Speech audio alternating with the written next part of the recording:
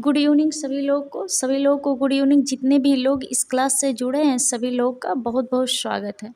मित्रों देखिए, आज हमने कला के 50 महत्वपूर्ण प्रश्नों की श्रृंखला ली हुई है और आपके यह जो एग्ज़ाम के दृष्टि से बहुत ही महत्वपूर्ण हैं। ऐसे प्रश्न हैं जो आपके एग्ज़ाम में 1-2 प्रश्न जरूर यहाँ से पूछे जाएंगे। यह क्लास आपके लिए बहुत ही महत्वपूर्ण है और 50 प्रश्नों की श्रृंखला है। चलिए शुरू करते हैं आज की क्लास। एक बस शेयर कर दीजिए। अगर सब्सक्राइब नहीं किए हैं सब्सक्राइब जरूर कीजिए। चलिए एक बार शेयर कर दीजिए और सभी लोग जवाब दीजिएगा। सभी लोग क्वेश्चन का आंसर जरूर दीजिएगा। चलिए शुरू करते हैं आज की क्लास। देखिएगा हमारा पहला प्रश्न क्या है, चलिए देखते हैं। देखिएगा हमारा आज का यहाँ पर देखिएगा पहला प्रश्न है। आज का यहाँ पर पहला प्रश्न है, सभी लोग जवाब दीजिएगा। देखिएगा, दो बिंदुओं के बीच की दूरी क्या कहलाती है? ये सभी लोगों को पता है, ऐसे प्रश्न हैं ये। दो बिंदुओं के बीच की दूरी क्या कहलाती है? क्षैतिज रेखा, रूप, पोत। बताइएगा, सभी लोग जवाब दीजिएगा। दो बिंदुओं की बीच की दूरी, आप देखेंगे दो बिंदुओं की बीच की दूरी क्या बन के तैयार हो गई है? रेखा। यहाँ एक बिंदु है, यहाँ एक बिंदु है, ऐसे डालें कर दीजिए तो यह बन के क्या तैयार हो गया? रेखा। चलिए अगले पृष्ठ पर चलते हैं और सभी लोग जवाब दीजिएगा। चलिएगा, देखिएगा, अजंता शैली फिर से कहाँ पर जीवित हुई? अजंता शैली फिर से कहाँ पर जीवित हुई? यह प्रश्न है। पटना में, लखनऊ में, जयपुर में, बंगाल में। देखिएगा, अजंता शैली की या अजंता गुफा की बात की जाए तो अजंता गुफा किस धर्म से संबंधित है? बौद्ध धर्म से संबंधित है। और अजंता शैली यह बंगाल में जो पाल वंश के शासक थे वह बौद्ध धर्म से संबंधित है। तो अजंता शैली फिर से बंगाल में जीवित हुई। चलिए हम अगले प्रश्न पर चलते हैं। देखिएगा, हमारा प्रश्न है, मूल रूप से बोस के चित्र में किसका अंकन हुआ है?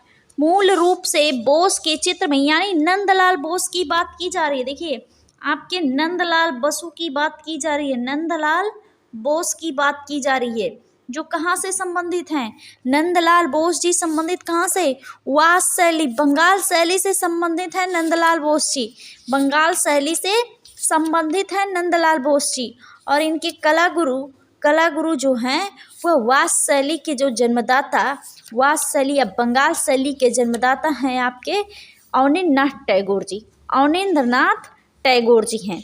और देखिए, अवनींद्रनाथ टैगोर जी की बात करें तो उन्होंने जो है अपने 4 शिष्यों को 4 स्तंभ माना था। उनमें से पहले नंबर पर आते हैं आपके नंदलाल बोस जी। नंदलाल बोस जी पहले नंबर पे आते हैं। और दूसरे नंबर पे असित कुमार हल्दर जी हैं। तीसरे पर हैं छितिन नाथ मजूमदार। चौथे पर हैं आपके कौन? शैलेंद्रनाथ डे। वह कहते थे शिव सिद्ध कलाकार नंदलाल बोस जी शिव सिद्ध कलाकार के रूप में जाने जाते हैं। मूल रूप से बोस के चित्रों की बात की जा रही है। नंदलाल बसु के चित्रों की बात की जाए, देखिए उन्होंने शिव से संबंधित शिव सिद्ध कलाकार कहे जाते थे। उन्होंने तपोनिष्ठ उमा जैसे उनका प्रसिद्ध चित्र हो गया, शोकार्त उमा हो गया है। ये सब सारे जो चित्र हैं यह शिव से संबंधित हैं। शिव से संबंधित चित्र उन्होंने ज़्यादा से ज़्यादा बनाए हुए हैं। ज़्यादा से ज़्यादा शिव से संबंधित चित्र उन्होंने बनाया हुआ है। चलिए हम अगले प्रश्न पर बात करें। अर्धनारीश्वर नामक चित्र भी इन्होंने ही बनाया। अर्धनारीश्वर की बात करें तो इन्होंने ही बनाया है अर्धनारीश्वर। और अभी हमने आपको बताया तपोनिष्ठ उमा, शोकार्त उमा, इन सब ये सब चित्र हैं, यह किसके हैं? नंदलाल बसु जी के हैं। नंदलाल बसु जी के प्रसिद्ध चित्र हैं। चलिए हम अगले प्रश्न पर चलते हैं।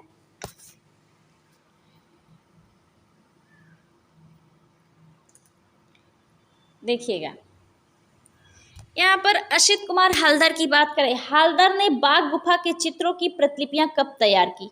हलदर जी की बात करें, हलदर असित कुमार हलदर जी की बात करें तो असित कुमार हलदर जी भी किसके शिष्य हैं? अवनींद्रनाथ टैगोर जी के शिष्य हैं। इनकी भी कला की शिक्षा कहाँ होती है? कलकत्ता स्कूल ऑफ आर्ट में होती है। यहाँ पे पूछा जा रहा है कि असित कुमार हलदर जी ने जो है बाघ गुफा की प्रतिलिपि कब तैयार की? बाघ गुफा की प्रतिलिपि तो तैयार की, लेकिन कब तैयार की, यह प्रश्न है। आप सभी लोग जवाब दीजिएगा, सभी लोग जवाब दीजिएगा। देखिएगा, इन्होंने जो है, यह ऐसे चित्रकार हैं जिन्होंने कितनी गुफाओं की प्रतिलिपियां तैयार की? 3 गुफाओं की प्रतिलिपियां तैयार की। आप पूछेंगे तो एक बाघ तो आपको दिखाई दे रहा है, एक जोगीमारा है, और एक क्या है? अजंता है। जोगीमारा और अजंता गुफा की भी प्रतिलिपियां तैयार कौन करता है? असित कुमार हलदर जी। एक ऐसे कलाकार हैं जो है 3 गुफाओं की प्रतिलिपियां तैयार करते हैं, 3 गुफाओं की। अजंता की प्रतिलिपि की बात करें हम, अजंता की प्रतिलिपि की बात करें हम तो 1909 से 11 ईस्वी, 1909 से 11 ईस्वी के बीच में जो है लेडी हैरिंघम के साथ जो है अजंता के भित्ति चित्रों का जो है प्रतिलिपियां अनुकृतियां तैयार करते हैं। 1914 की बात करें तो जोगीमारा गुफा की प्रतिलिपियां तैयार करते हैं 1914 में जो है। और देखिए 1914 में यह अकेले नहीं, समरेंद्रनाथ गुप्त जी के साथ जो है जोगीमारा गुफा की प्रतिलिपियां तैयार करते हैं। उसके बाद देखिए बाघ गुफा की पूछा जा रहा तो 1921 ईस्वी में, 1921 ईस्वी में इन्होंने नंदलाल बोस, सुरेंद्रनाथ कर के साथ जो है बाघ गुफा की प्रतिलिपियां तैयार करने के लिए गए थे। चलिएगा, हम अगले प्रश्न चलते हैं। ऐसे प्रश्न बहुत ही महत्वपूर्ण हैं आपके लिए, ऐसे प्रश्न बहुत ही महत्वपूर्ण हैं। चलिए, हमारा अगला प्रश्न है, देखिएगा, कवि, कहानीकार, चित्रकार आदि विशिष्ट गुण किस कलाकार में पाए जाते हैं? कवि भी हैं, कहानीकार भी हैं, चित्रकार भी हैं। M.F. हुसैन हैं, रविन्द्रनाथ टैगोर हैं, N.A. वेंद्र हैं, हेब्बर साहब हैं। आप सभी लोग जवाब दीजिएगा, सभी लोग जवाब दीजिएगा। कवि भी हैं, कहानीकार भी हैं, चित्रकार भी हैं। देखिएगा, ऐसा विशिष्ट गुण जो है रविन्द्रनाथ टैगोर जी में पाया जाता है। ऐसे जो है कवि के रूप में प्रसिद्ध हैं, विश्व कवि कहे जाते हैं, लेकिन जो है इन्होंने उम्र के 70वें पड़ाव यानी 67 वर्ष की अवस्था में कला की शिक्षा जो है यूरोप जाकर सीखी थी। चलिए, हम अगले प्रश्न पर चलते हैं। सभी लोग जवाब दीजिएगा, सभी लोग जवाब दीजिएगा। बताइएगा, नर्तकी आम्रपाली नामक चित्र किसने बनाया? नर्तकी आम्रपाली नामक चित्र किसने बनाया? बताइएगा। राजा रवि वर्मा है, रविन्द्रनाथ टैगोर हैं, नंदलाल बोस हैं, यामिनी राय हैं। नर्तकी आम्रपाली नामक प्रसिद्ध चित्र किसका है? सभी लोग जवाब दीजिएगा। नर्तकी आम्रपाली नामक प्रसिद्ध चित्र किसका है? जो यह प्रसिद्ध चित्र है यह किसका है भाई? रविन्द्रनाथ टैगोर जी का है। किसका है? रविन्द्रनाथ टैगोर जी का यह प्रसिद्ध चित्र है। रविन्द्रनाथ टैगोर जी का प्रसिद्ध चित्र है नर्तकी आम्रपाली। चलिए, हम अगले प्रश्न पर चलते हैं।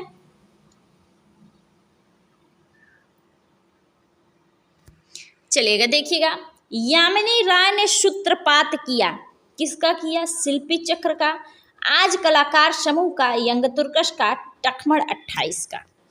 ये जो है सभी के सभी, पहली बात तो कलाकार जो ग्रुप है ये समूह है, कला ग्रुप है। और देखिए, यामिनी राय की बात करें, यामिनी रंजन राय जो देश के जो है दूसरे नंबर के पिकासो कहे जाते हैं। यामिनी रंजन राय ने जो है दिल्ली शिल्पी चक्र की स्थापना की थी। शिल्पी चक्र की स्थापना के रूप में यह जाने जाते हैं, शिल्पी चक्र के स्थापना के रूप में यह जाने जाते हैं। कौन? आपके यामिनी रंजन राय जी। कौन? यामिनी रंजन राय जी जो हैं एक महत्वपूर्ण कलाकार हैं, जिनसे जो है हर साल देखिए प्रश्न पूछा जाता है। चलिए हम अगले पर एक बार शेयर कर दीजिए, शेयर कर दीजिए, एक बार शेयर कर दीजिए, कष्ट कर लीजिए ना इतना सा। चलिए, हम अगले प्रश्न पर चलते हैं, हम अगले प्रश्न पर चलते हैं। चलिएगा, देखिएगा, चलिए,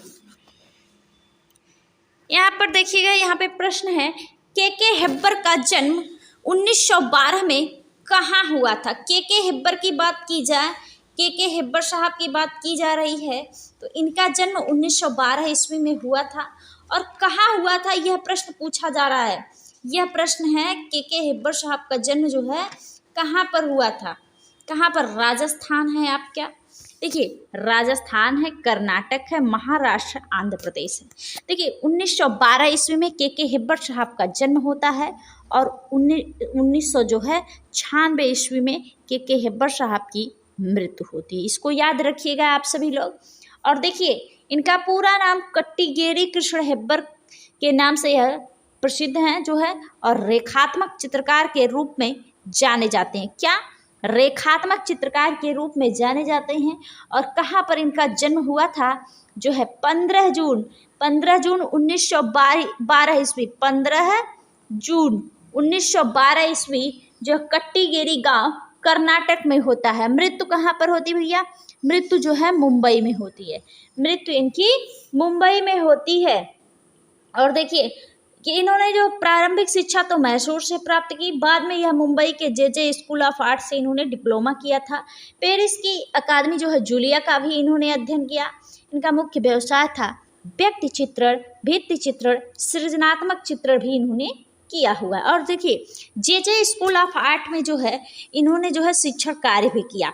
और देखिए जिस समय यह अध्ययन कर रहे थे, यानी कला का अध्ययन कर रहे थे, उस समय अजंता गुफा, एलोरा गुफा और कार्ले गुफाओं को भी देखा और उस पर कार्य भी किया इन्होंने के हेब्बर साहब।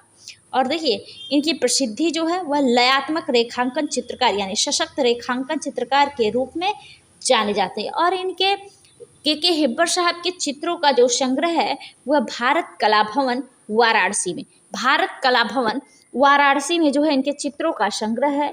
और देखिए इनके ऊपर जो है के हेब्बर साहब के ऊपर अमृता शेरगिल, पाल गागिन का प्रभाव था। अमृता शेरगिल और पाल गागिन का प्रभाव था। इन्होंने जो है देखिए सुप्रसिद्ध आचार्य पंडित सुंदरलाल से नृत्य कला की भी शिक्षा प्राप्त की थी। नृत्य कला यानी कथक नृत्य कला की शिक्षा भी प्राप्त किए थे। चलिए, और बॉम्बे ग्रुप के जो हैं, बॉम्बे ग्रुप के नेता कलाकार जैसे आपके हेब्बर साहब जो हैं बॉम्बे ग्रुप के स्थापना किए हुए थे। बॉम्बे ग्रुप की स्थापना आपके 1957 ईस्वी में होती है और बॉम्बे ग्रुप के जो है संस्थापक रहे हैं। बॉम्बे ग्रुप के संस्थापक रहे हैं। चलिए हम अगले प्रश्न पर चलते हैं। बताइएगा, पटना शैली की खोज किसने की? पटना शैली की खोज किसने की? पर्सी ब्राउन ने, अनिलनाथ टैगोर ने, पीसी मानक ने। बताइएगा किसने की पटना शैली की खोज? पटना शैली की बात की जाए, पटना शैली की खोज की बात की जाए, देखिए पर्सी ब्राउन जी हैं, अनिलनाथ टैगोर हैं, पीसी मानक है, हुसैन साहब है। आप तुरंत कहेंगे कौन है भैया? पीसी मानक। पीसी मानक ने कब?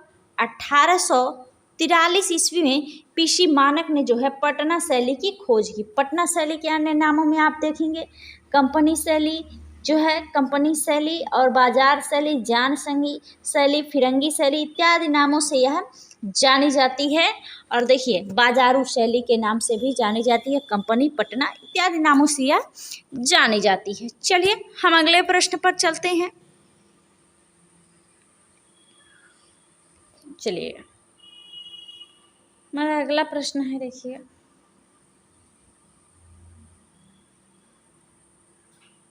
देखिएगा, पहाड़ी पेंटिंग किस समय विकसित हुई? पहाड़ी पेंटिंग किस समय विकसित हुई? देखिए विलंबित 17 से 18वीं शताब्दी, प्रारंभिक 18 से विलंबित शताब्दी, विलंबित 19वीं शताब्दी। देखिए ये आपका सही हो जाएगा। 18वीं शताब्दी की शुरुआत से 19वीं शताब्दी के अंत तक जो है आपकी पहाड़ी पेंटिंग जो है शैली विकसित हुई थी। चलिएगा हम अगले प्रश्न की बात करते हैं। देखिएगा, मुगल साम्राज्य की स्थापना किसने की? मुगल साम्राज्य की स्थापना की बात करें तो किसने की? आप सभी लोग जानते हैं मुगल साम्राज्य की स्थापना कब होती है? मुगल साम्राज्य की स्थापना कब होती है? 1526 ईस्वी में होती है। किसने की थी? बाबर ने की थी। बाबर ने की थी। चलिए बाबर ने की थी। चलिए हम अगले प्रश्न पर चलते हैं।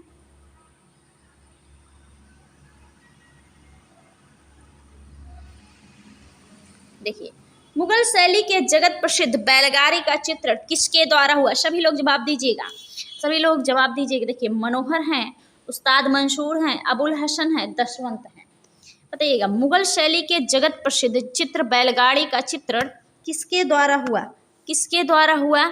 तो आप क्या कहेंगे? अबुल हसन के द्वारा, अबुल हसन जी के द्वारा। चलिए हम अगले प्रश्न पर चलते हैं। अभ्रंश शैली में किस रंगों का अधिक प्रयोग हुआ है? हरे रंगों का, नीले रंगों का, सुनहरे का, सफेद रंगों का। अभ्रंश शैली की बात करें तो अभ्रंश शैली जो है कहाँ पर विकसित हुई?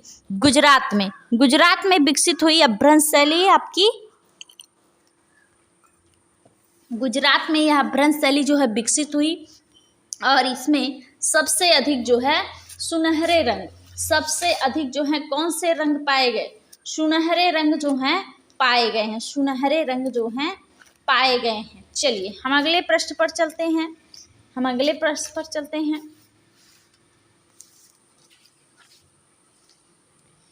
चलिएगा,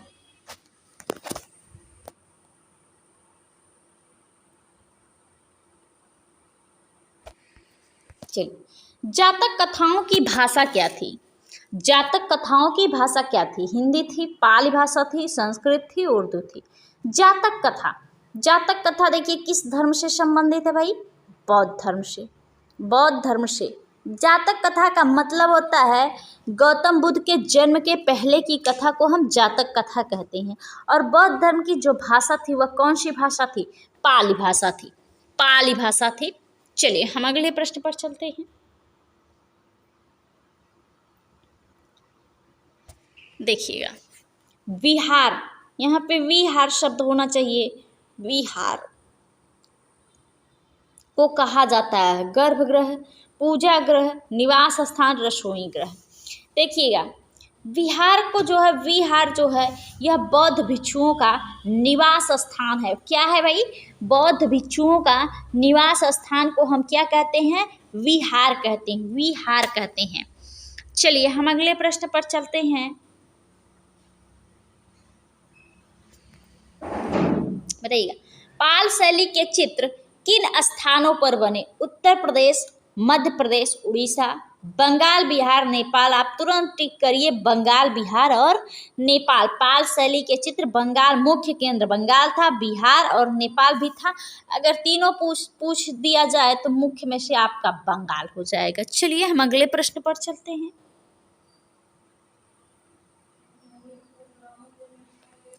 चलिएगा, पाल शैली का सचित्र ग्रंथ क्या है? पाल शैली का सचित्र ग्रंथ क्या है? पाल शैली का सचित्र ग्रंथ क्या है? महावीर चरित, बाल गोपाल स्तुति, प्रज्ञा पारमिता, रति रहस्य। आप देखेंगे पाल शैली का सचित्र ग्रंथ है जो वह प्रज्ञा पारमिता, असंस्कृता प्रज्ञा पारमिता इसका पूरा नाम है।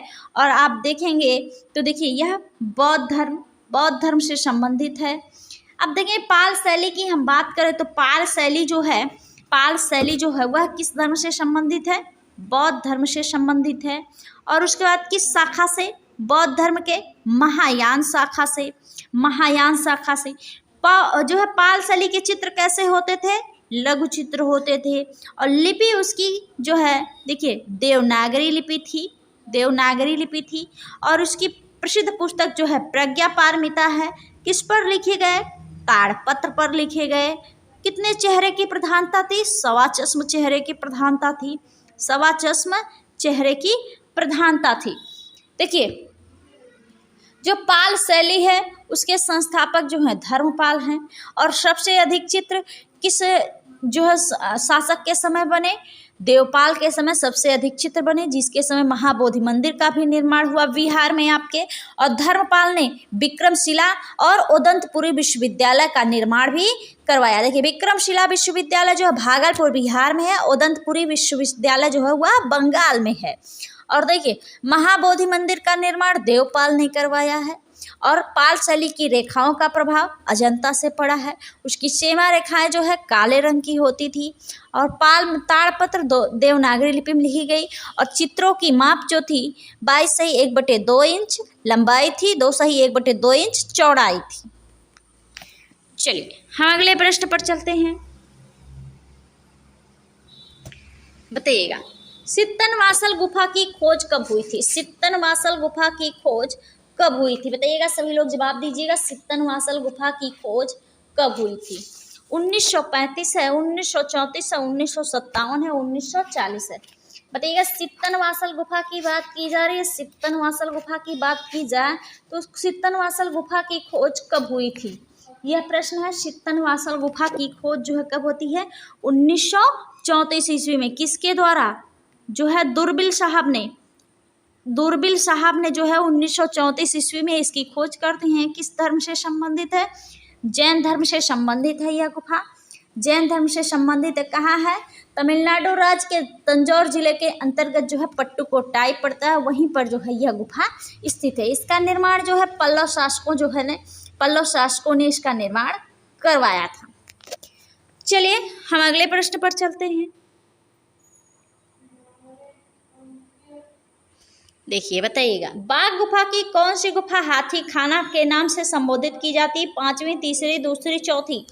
बताइएगा, सभी लोग जवाब दीजिए। बाघ गुफा की कौन सी गुफा जो हाथी खाना के नाम से संबोधित की जाती है? देखिए पहली गुफा, देखिए यहाँ पे पहली गुफा नहीं पूछा। देखिए वैसे पहली गुफा का नाम गृह गुफा, दूसरी गुफा का नाम जो है वह गुसाई गुफा या पंचपांडव गुफा, तीसरी गुफा जो है आपकी हाथी खाना है, चौथी गुफा जो है आपकी रंग महल है, दूसरी गुफा अभी हमने आपको बताया, दूसरी गुफा जो है पंचपांडु या जो है आपके गुसाई गुफा के नाम से, और पांचवी गुफा जो है वह पाठशाला के नाम से जानी गई। पांचवी गुफा पाठशाला के नाम से जानी गई। छठवीं गुफा जो है वह शिक्षकों का निवास। वैसे 7वीं, 8वीं, 9वीं गुफा का नामकरण नहीं हुआ है। चलिए हम अगले प्रश्न पर चलते हैं।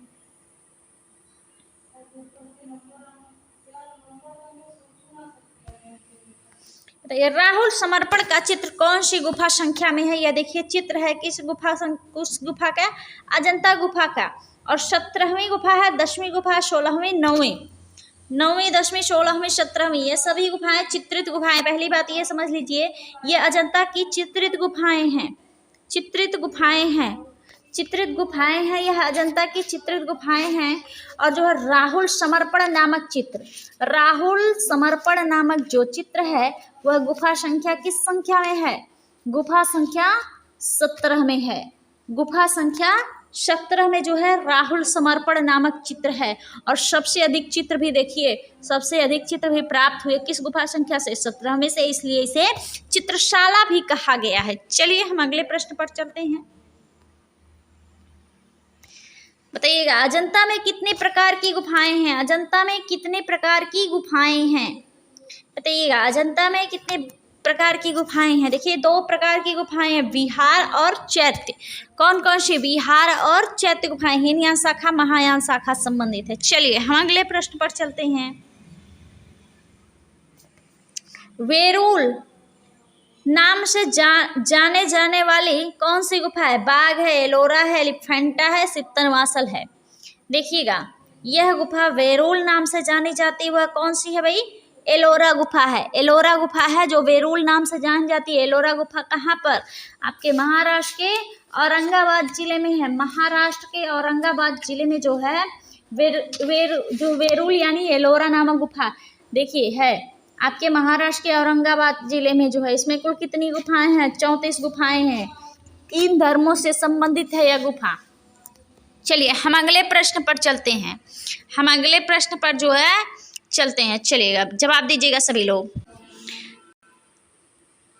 देखिएगा यहाँ पे हड़प्पा सभ्यता के विषय में सर्वप्रथम ज्ञान कब होता है? हड़प्पा सभ्यता की बात की जाए तो हड़प्पा सभ्यता के विषय में सबसे पहले जानकारी जो है, सर्वप्रथम ज्ञान कब होता है? सबसे पहले जानकारी कब मिलती है हड़प्पा सभ्यता के बारे में? 1958 ईस्वी है, 1978 ईस्वी है, 1900 जो है नहीं 1878 है, 1954 है, 1858 है।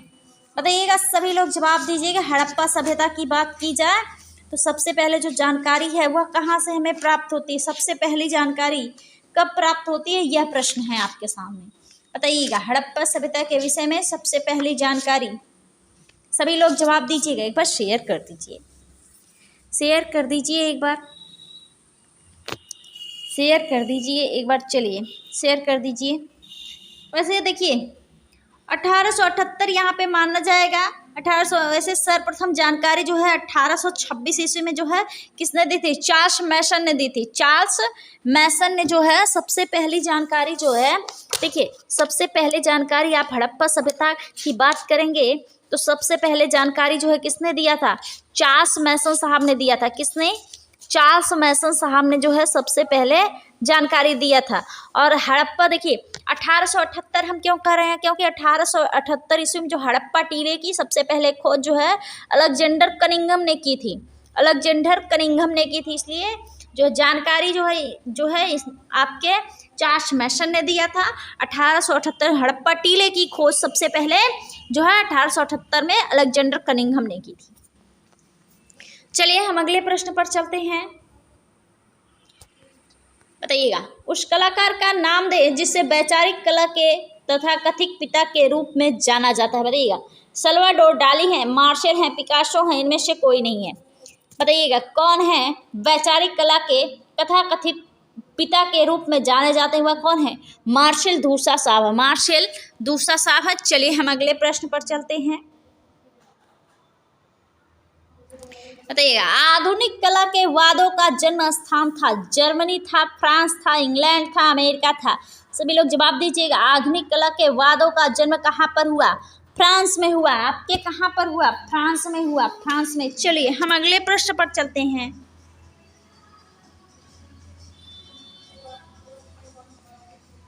चलिएगा, मैरिज ऑफ वर्जिन चित्रण किसके द्वारा चित्रित है? ड्यूरेर के द्वारा, राफेल के द्वारा, टर्नर के द्वारा, लियोनार्डो दा विंसी के द्वारा।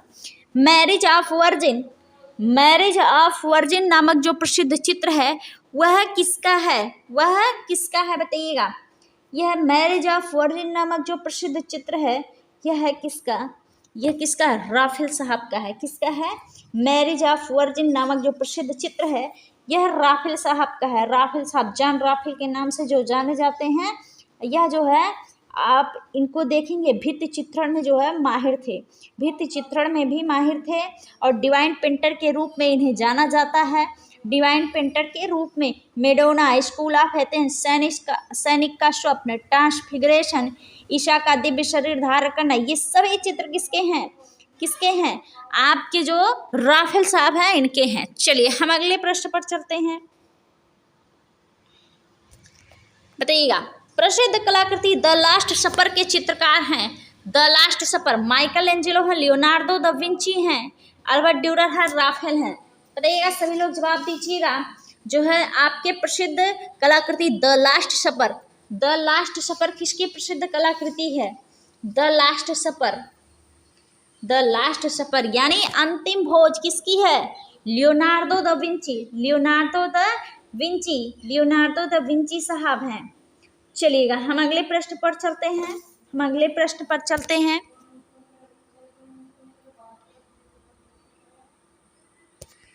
बताइए, पटना शैली के चित्रकारों को सर्वप्रथम किसका संरक्षण प्राप्त हुआ था? बिहार राजाओं का, अंग्रेज अधिकारियों का, मिथिला के राजाओं का, अंग्रेजी शासन का? किसका? अंग्रेज अधिकारियों का। आप अंग्रेजी शासन का लगा देंगे तो गलत हो जाएगा, अंग्रेज अधिकारियों का। चलिए हम अगले प्रश्न पर चलते हैं। बताइएगा, रजमनामा क्या है? रजमनामा अकबर की जीवनी, मुगल राजाओं का इतिहास, महाभारत कथा, रामायण कथा। रजमनामा क्या है? महाभारत कथा है। क्या है? महाभारत कथा है। चलिएगा हम अगले प्रश्न पर चलते हैं। बताइएगा, अकबरकालीन चित्रकारों में सर्वाधिक संख्या थी? अकबरकालीन चित्रकारों में सर्वाधिक फारसी चित्रकारों का, भारतीय मुसलमानों का, हिंदू चित्रकारों का? किसका थी? किसकी थी? हिंदू चित्रकार की अधिक संख्या थी अकबर के समय में। चलिए हम अगले प्रश्न पर चलते हैं।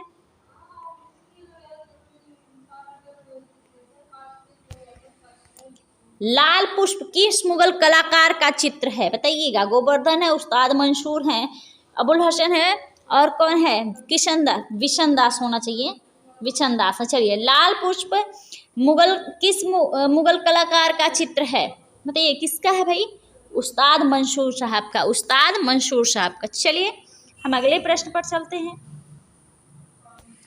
बताइएगा। अजंता का श्रेष्ठ कार्य किस शासन के जो है कार्य में हुआ, किस शासक के काल में हुआ, गुप्त काल में, चालुक्य काल में, कुषाण काल में, वाकाटक काल में।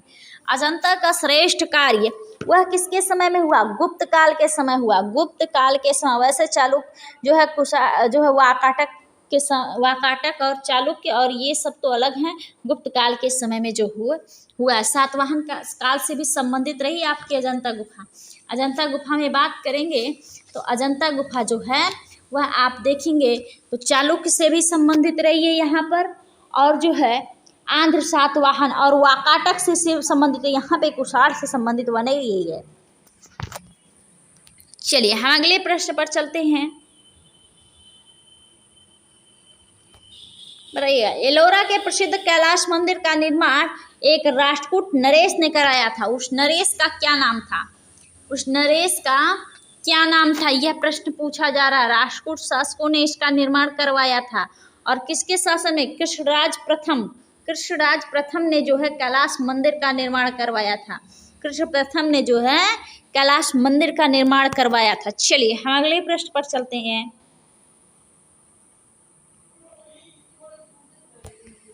चलिए। नाचती हुई लड़की दाढ़ी वाले सिर कौन से प्रसिद्ध सिंधु घाटी के अवशेष है, मोहनजोदड़ो, लोथल, धौलावीरा, मोटेरा।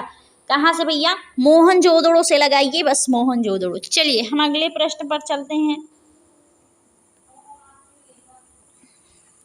देखिए। भारत में कितने क्षेत्रीय सांस्कृतिक केंद्र, 5, 8, 7, 12। भारत में कितने जो हैं सांस्कृतिक क्षेत्र हैं, सांस्कृतिक क्षेत्र की अगर आप बात करेंगे तो कितने हैं भैया, 7 हैं आपके सांस्कृतिक केंद्र, 7 हैं आपके सांस्कृतिक केंद्र, 7 हैं। 7 में आप देखेंगे तो देखिए, एक पंजाब पटियाला जो है, और उदयपुर राजस्थान में है, प्रयागराज जो है, और दीमापुर, शांति निकेतन है, एक नागपुर है, और तंजाउर है। इतने हैं आपके 7 जो हैं। चलिए हम अगले प्रश्न पर चलते हैं,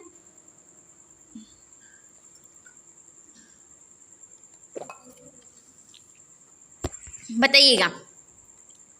प्राचीन नालंदा विश्वविद्यालय किस राज्य में स्थित है, आप तुरंत आंख मूंद के भी लगा देंगे, कहाँ पर है भैया, कहाँ पर है आपका, बिहार में। चलिए हम अगले प्रश्न पर चलते हैं, बताइएगा। सौर मंदिर कहाँ स्थित है, सौर मंदिर कहाँ स्थित, बताइएगा। महाबलेश्वर, महाबलीपुरम, मदुरई, बताइएगा कहाँ पर है सौर मंदिर आपका, सौर मंदिर महाबलीपुरम, मदुरई, एलोरा, महाबलेश्वर। देखिए सौर मंदिर जो है यह जो है कहाँ पर है भाई, महाबलीपुरम तमिलनाडु में है, महाबलीपुरम तमिलनाडु में। किसने निर्माण करवाया था, पल्लव शासकों ने इसका निर्माण करवाया था, पल्लव शासकों ने निर्माण करवाया था। और यह द्रविड़ वास्तुकला का उत्तम उदाहरण है, सौर मंदिर बहुत ही महत्वपूर्ण है, समुद्र तटीय मंदिर है। 1984 ईस्वी में जो है इसे विश्व विरासत स्थल भी घोषित किया गया है। चलिए हम अगले प्रश्न पर चलते हैं, बताइएगा। लिंगराज मंदिर कहाँ स्थित है, लिंगराज मंदिर, पुष्कर, उड़ीसा, महाबलीपुरम, तंजौर, कहाँ पर है भाई, लिंगराज मंदिर की बात करें तो कहाँ है, उड़ीसा। उड़ीसा में जो है भुवनेश्वर का लिंगराज मंदिर, उड़ीसा की राजधानी भुवनेश्वर में स्थित है लिंगराज मंदिर, बहुत ही प्रसिद्ध मंदिर है यह। चलिए हम अगले प्रश्न पर चलते हैं, बताइएगा। केजी सुब्रमण्यम का प्रसिद्ध म्यूरल किस शहर में लगा है, दिल्ली, मुंबई, लखनऊ, वाराणसी।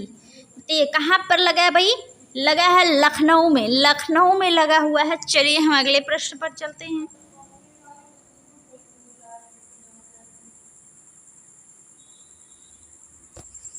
बताइएगा।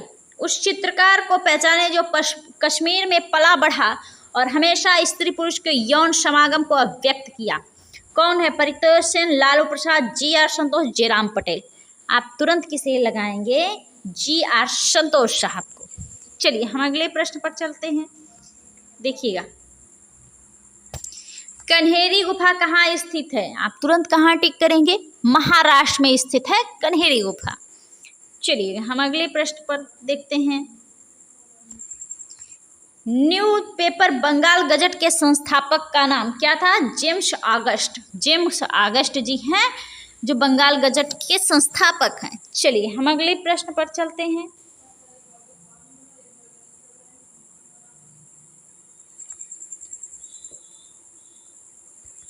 देखिएगा, कोलाज का माध्यम सर्वप्रथम किसके द्वारा किया गया? शेजान हुआ, वान गाग है, मोने या माने हैं, रूबेन्स ब्रूगेल है, पिकासो एवं ब्राक है। कौन है भैया? पिकासो और ब्राक है। चलिए हम अगले प्रश्न पर चलते हैं। एलिफेंटा के समीप समुद्र तट पर एक बड़ी मूर्ति थी। किसकी बड़ी मूर्ति थी? हाथी की थी। एलिफेंटा है तो हाथी की नहीं रहेगी जी। चलिए हम अगले प्रश्न पर चलते हैं।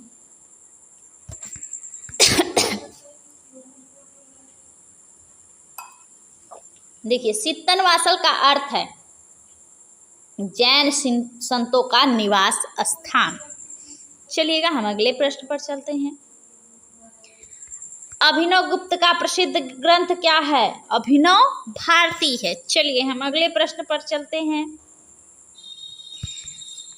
कला सत्य की, यहाँ आ गया भाई, यहाँ पे कला सत्य की अनुकृति है किसने कहा है? सुकरात, प्लेटो, हीगल, टॉलस्टॉय। कला सत्य की अनुकृति है किसका कथन है? प्लेटो साहब का। चलिए हम अगले प्रश्न पर चलते हैं। तैल चित्रण का माध्यम कौन सा है? सभी लोग जानते हैं तैल चित्रण का माध्यम अलसी है। अगला प्रश्न और आज का आखिरी प्रश्न, मधुबनी किस राज्य की लोक कला है? मधुबनी जो है बिहार राज्य की लोक कला है। चलिएगा, ये हमारा आखिरी प्रश्न रहा मित्रों। आप सभी लोगों को जो है बहुत बहुत धन्यवाद। अब बताइएगा आपको क्लास कैसी लगी। तब तक के लिए सभी लोगों को गुड नाइट। अब मिलेंगे हम आपको अगले क्लास में।